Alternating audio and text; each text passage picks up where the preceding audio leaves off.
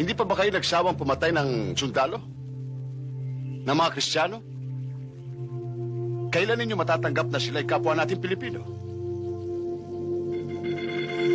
Nung una'y tahimik ang lupain ito. Hanggang sa dumating ang mga Kristiyano. Ngayon, nasaan ang kapatid natin mga Muslim?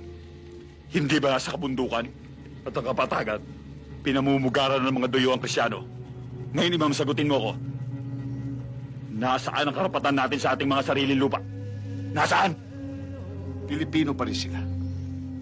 Marami nang nawalang buhay sa ating mga kapatid na Muslim. Marami ng dugo ang dumanak. Paano ng ating lupain na nadidiligan ng dugo?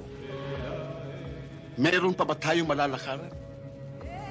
Na sa bawat hakbang ay hindi kakatas ang dugo mula sa lupa. Dugo ng mga Kristiyano at dugo ng mga Muslim.